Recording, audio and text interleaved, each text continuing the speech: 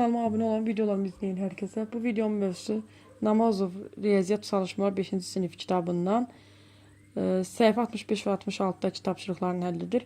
Tapşırıqlar keçməzdən qabaq hər birinizdən xahiş edirəm videolarımı bəyənməyi unutmayasınız. İndi isə keçək tapşırıqlara. Əməllər sırasına aid tapşırıqlardır. Kimdə kitab yoxdursa ekranı saxlayaraq tapşırıqlara nəzər salsın, yazmağa çalışsın.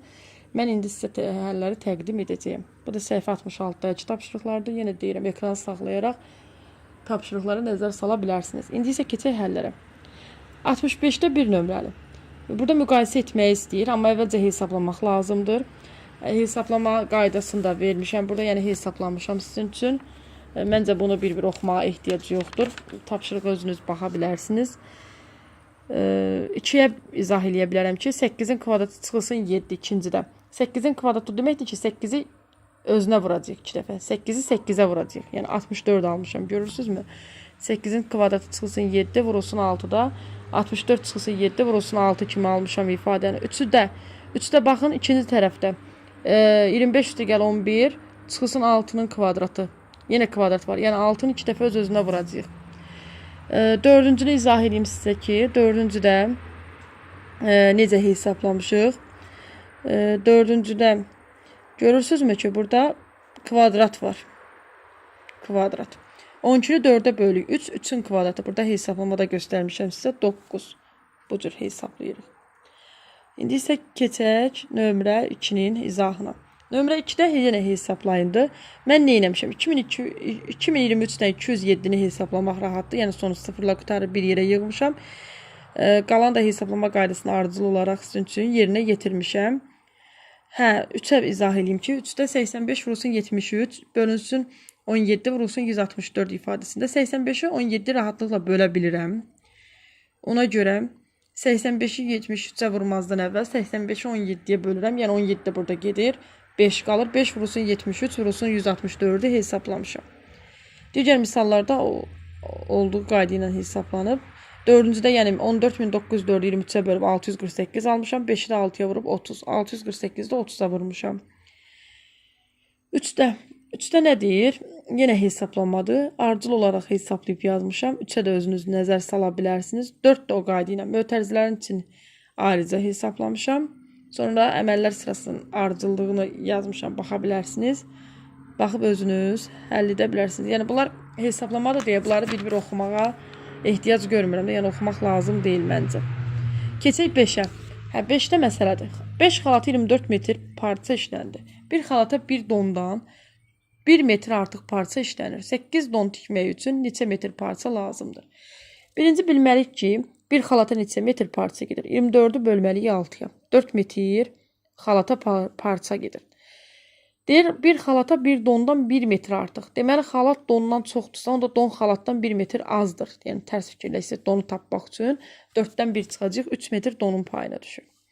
8-də don tikmək üçün neçə metr parça lazımdır? 8-i də vuracaq 3-ə, bərabər 24 metr parça. Nömrə 6. 20 dəftər və 15 qələm alıb, bunlara 24 manat verdilər. Bir dəftər 75 qəpiyə olarsa, bir qələm neçədir? 24 manatı qəpiyə çevirəndə 2400 qəpiyə eləyəcək. 20-ni vuracaq 75 qəpiyə, üzərinə gələcək 15 vurulsun. Qız burada da 2400 qəpiyə alınacaq. Mən hesablama qaydasını deyəsən yarımçıq qoymuşam. Yəni yadımdan çıxıb bəlkə də. 20-ni 75-ə vuranda nə eləyir? 1500. 1500-ün üstünə 15x gəlmək. Gəlin burada sizin üçün hesablamanı edim. Deməli, 1500 üstə gəl 15x. Niyə yazmaq olmadı? 15x bərabərdir 2400. Buradan 15x nəyə bərabərdir? 2400-dən biz çıxacağıq 1500-ü. Buradan da bizə x bərabər olacaq. Alınan 9000-i 900-ü daha doğrusu üzr istəyirəm 915-ə bölmək. Bu da x bərabərdir 90-ı 15-ə böləndə neçə dəfə düşür? 6 dəfə 60 qəpik. Deməli biz alacağıq bir qələmin qiymətini. Bir qələmin qiymətini almalıyıq 65 qəpiyə.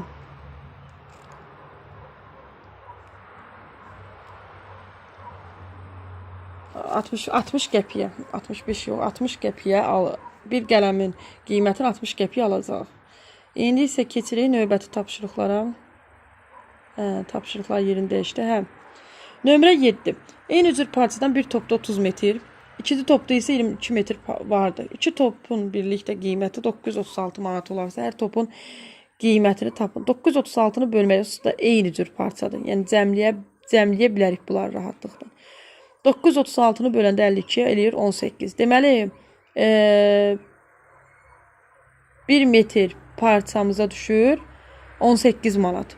30 metrə nə qədər düşər? 18-i vuracaq 30-a 540. 22 metrə nə qədər düşər? 18-i vuracaq 222-yə 396 manat edəcəkdir. 8-də A və B verilib, yerinə qoyub hesaplamaq istəyir. Mən də A ilə B-ni yerinə qoyub hesaplamışam ifadəni. İkincidə isə X-da verilib, Y-da yenə yerinə qoyub hesaplamanı istəyir. Mən də yerinə qoyub sizin üçün ardıcıl olaraq hesaplamışam. Baxa bilərsiniz. 9-da nə deyir? Hesablayın yenə. Aha, burada kvadratlar var. 11-in kvadratı o deməkdir ki, birinciyə baxın. 13 vurulsun, mötərizədə 11 kvadratı üstə gəlib 89 kvadratı.